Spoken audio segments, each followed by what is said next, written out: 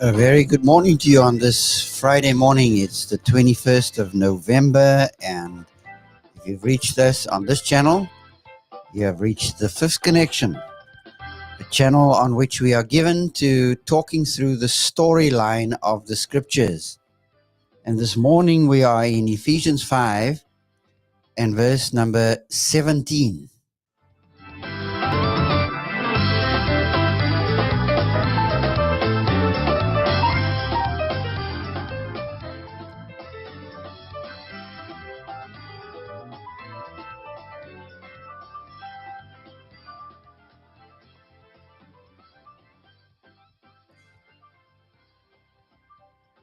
Opportunities come and go.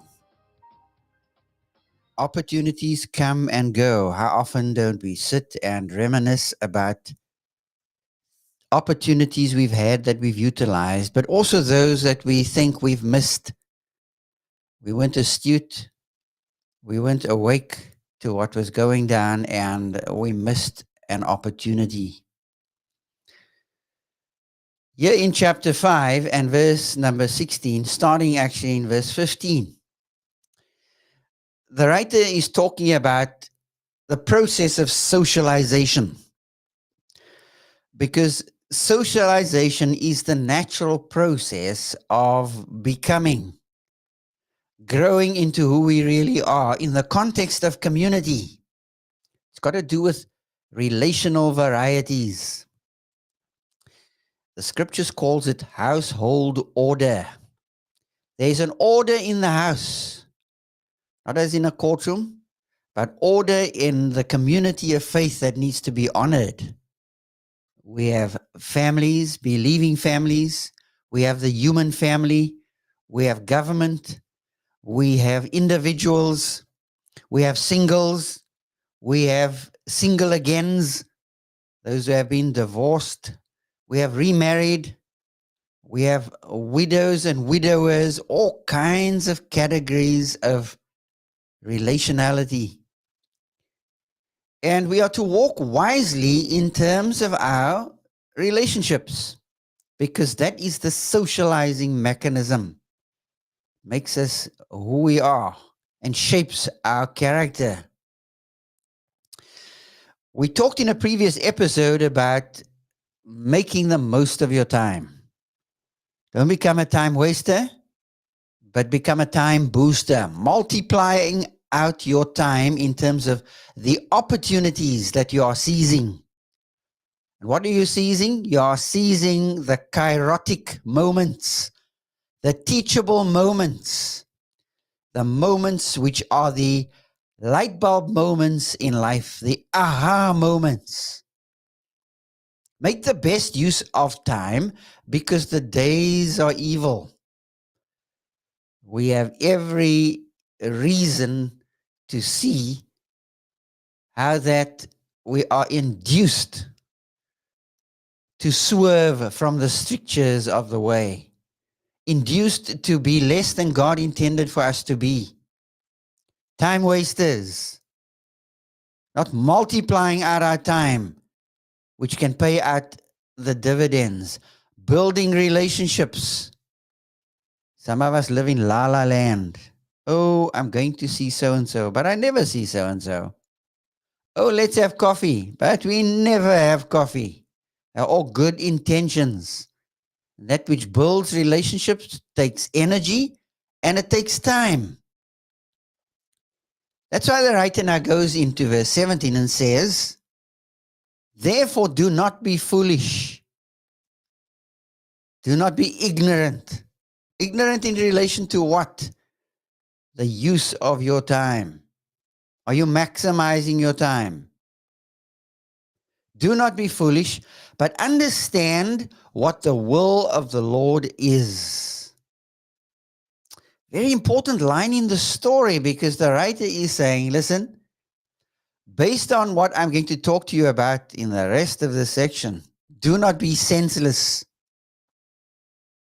Because to be ignorant has to do with being robbed of your sense pertaining to a particular matter. And ignorance is no excuse. We are to be astute livers. We need to be awake to what is happening. That's why we need a couple of good people around us.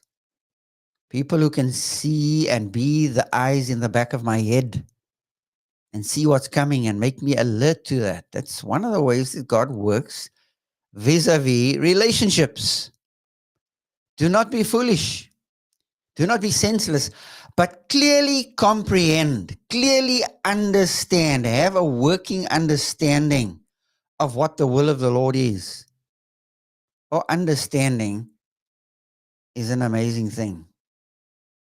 Song of yesteryear that talks about what Confucius said about understanding. And the first line in the song says, understanding is the best thing in the world. Of course, in the context of the song, it's between a boy and a girl. Understand what the will of the Lord is. Now, what on earth is the will of the Lord? Well, this has to do with God's desire and design for our lives. Clearly comprehend the coincidence, the meeting place, the cross-section. Clearly comprehend the coincidence of opportunity and capacity, because God gives us opportunities and grants us capacities as we grow in grace, as we grow in His favor, because we are committing ourselves to transform. And as I comprehend where and how opportunity and capacity coincide, I'm going to be making the most of my time. Because you see, opportunities come and go. Sometimes sleepingly so, because we are not awake to what's going down. We are walking in a dream. The world where we are more wishes than execution. Waiting for the best opportunity to come. Well, you're going to wait and you're going to drop. And then you no longer have the opportunity to wait, because then the weight is dropped on you. Clearly comprehend the coincidence of opportunity and capacity. What's capacity? The skill, the ability, the affordance of choice and movement in a non-drifting kind of way.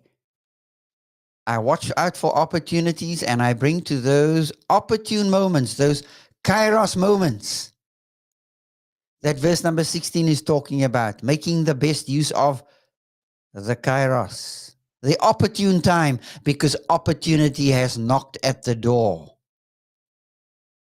And now you need to bring capacity to the opportunity.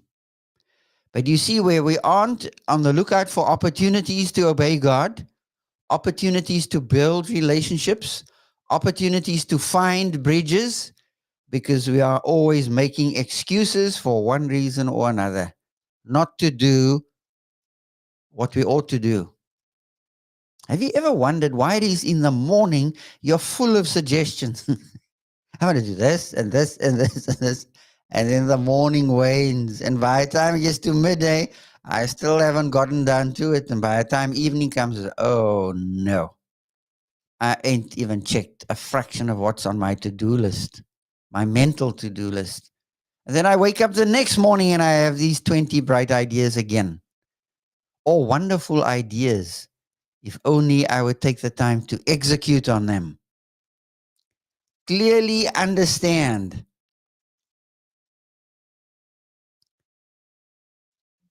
the point of coincidence. where opportunity and capacity meet. How are you living your life? On the balls of your feet, or are you constantly on the back foot?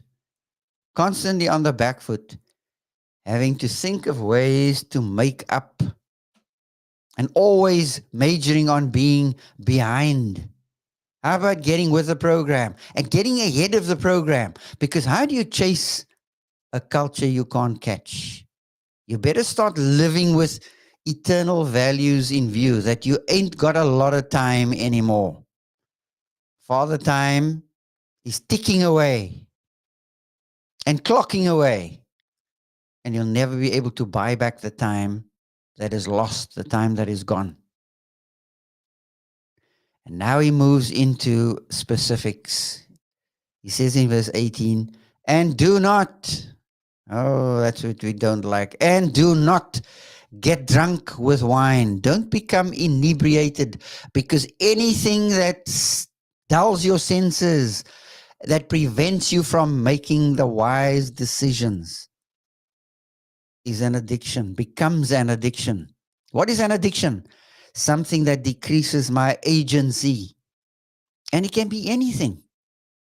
When I overdo certain things, when I overeat, I overexercise, I oversleep, I overspeed. Oh, think of all the overs. This is not a game of cricket. We're not batting and bowling within an over. But whatever we overdo can so easily ensnare us. Do not get drunk with wine, for that is debauchery. Do not become addicted, for that decreases your agency. Anything that falls into the category of debauchery is that which decreases your agentic ability, your agency to be able to do something effectively. So don't get addicted to just laying and lazing around and wanting to just skateboard your way to heaven, skateboard your way to glory, however you define glory or heaven. I think we're so wrong-headed even in how we terms, how we define heaven and what heaven is from a biblical frame of reference. So do not get addicted, but be filled with the Spirit. Watch the positive now. Be filled. Those of you who left your grammar at the door when you walked out of matric, this verb is in the passive voice. In other words, the subject suffers the action. The action is being done to the subject. The subject is not executing or producing the action. That's why the verb is in the passive voice. Something outside of it, or him or her, or he or she, is acting on he or her, or him or she. Be filled with the Spirit. Right? The content is the Spirit. He's the influencer, and he's personal. He's a person. I just keep these things up in the air with both hands. Don't drop pieces here. Be filled. You cannot fill yourself. You can but posture in a way that you are able to be filled. Be in the right space to be filled. Be postured correctly. And don't lose your agency. Don't decrease your agency for being filled, but rather be drawn. I even want to suggest to be driven. And I think those two ideas go together. The filling with the Spirit. Be driven and drawn by the influencer. It's not only what you drive, but what drives you. We are given to status. Oh, I drive a Merc. Oh, I drive a Ferrari. Oh, I drive an Alfa Romeo. It's not only what drives you, but what draws you. Because calling and vocation is like that. It's what draws you.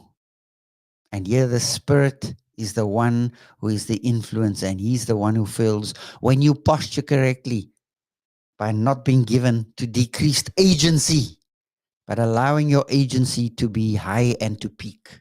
Today you're going to have opportunities for being agentic and posture for high agency wherever you are, to be used and directed by God. I trust that as you go into this day, you will enjoy the Lord. Goodbye for now.